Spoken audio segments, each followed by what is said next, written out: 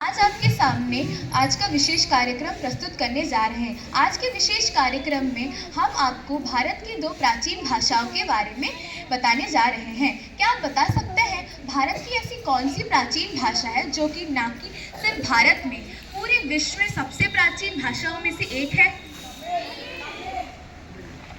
जी हाँ, संस्कृत और तमिल। संस्कृत की उत्पत्ति वैदिक संस्कृत के रूप में 1700 से 1200 ईसा पूर्व में हुई थी तथा इसे वैदिक मंत्रोच्चार परंपरा के एक भाग के रूप में मौलिक रूप से संरक्षित किया गया था। विद्वान पाणिनि ने 500 ईसा पूर्व व्याकरण के परिभाषित करते समय वैदिक संस्कृत को शास्त्रीय संस्कृत में माननीकृत किया। वैदिक संस्कृत हिंदू धर्म के सबसे प्राचीन धर्म ग्रंथों की वेदों की भाषा है।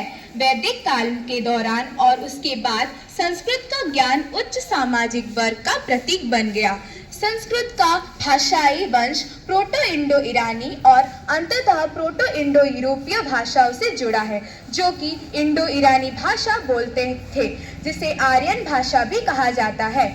संस्कृत साहित्य की शुरुआत लगभग 1500 ईसा पूर्व से वेदों के मौखिक या गाए जाने वाले साहित्य से हुई। लगभग 1000 ईसा पूर्व में वैदिक संस्कृत ने धर्म और शिक्षा की पहली भाषा से दूसरी भाषा के रूप में संक्रमण शुरू किया। संस्कृत साहित्य की एक अलग शैली के रूप में नाटक का उदय ईसा पूर्व की अंतिम शताब्दियों में हुआ, जो आंशिक रूप से वैदिक पारंपरिक कथाओं से प्रभावित था। प्रसिद्ध संस्कृत नाटकांशों में सुद्रम, व्यास, अश्वघोष और कालिदास शामिल हैं। संस्कृत साहित्य की कृतियां जैसे कि पतंजलि की योग सूत्र, जिनका आज भी योग के अभ्यासी अध्ययन करते हैं, और उपनिषद, जो कि पवित्र हिंदू की एक श्रृंखला है। संस्कृत परिकथाएं और दंत कथाएं नैतिक चिंतन और लौकिक दर्शन की विशेषता रखती है। संस्कृत भारतीय संस्कृति के लिए महत्वपूर्ण है क्योंकि धार्मिक साहित्य में मुख्य रूप से हिंदू धर्म में इसका व्यापक उपयोग होता है, और क्योंकि अधिकांश आधुनिक भारतीय भाषाएं सीधे संस्कृत से उत्पन्न हुई हैं या उससे अत्यधिक प्रभावित है, जैसे कि हिंदी, ओडिया, पल्ली और प्राकृत आदि। अब भारत की एक ऐसी भाषा के बारे में जानने वाले हैं जो कि ना ही सिर्फ प्राचीन है बल्कि भारत के अलावा बाहर देशों में भी इसकी बहुत ही बोली जाती है। जी हाँ, वो तमिल भाषा है। तमिल भाषा हमारे द्राविड़न भाषा परिवार का सदस्य है। यह 300 ईसा पूर्व पहले उत्पन्न हुई थी। यह मुख्य रूप से दक्षिण भारत की अतिरिक्त बोली जाने वाली भाषा है।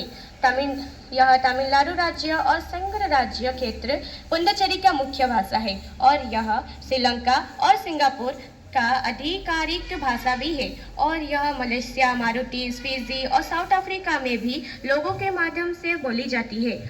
2004 तमिल भाषा को भारत का एक शास्त्रीय भाषा घोषित किया गया था, जिसका अर्थ है कि यह 3 मानदंडों को पूरा करता है।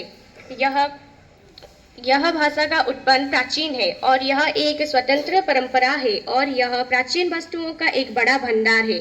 21वीं सदी की शुरुआत में 67 करोड़ से अधिक लोग तमिल में बात करते हैं।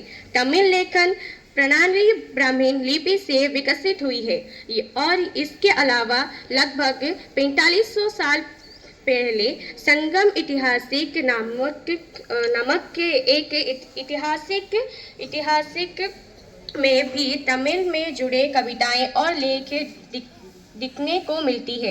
इससे हमें यह पता चलता है कि तमिल भाषा बहुत ही सांस्कृतिक और बहुत ही पुरानी है, और अभी भी तमिल लोग अपनी सभ्यताएं, संस्कृति और भाषा को बनाए और पालन करते आ रहे हैं। इसका एक बड़ा यह वजह है कि तमिल अपनी सभ्यता, संस्कृति को कोई भी बाहरी आक्रमण आने नहीं देते हैं। इसके अलावा तमिल अपनी परिचय देने में भी कुछ भी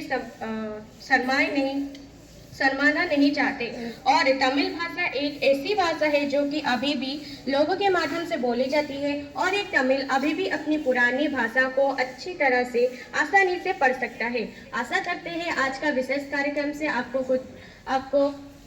कुछ सीखने को मिला होगा। धन्यवाद एवं शुभ दिन।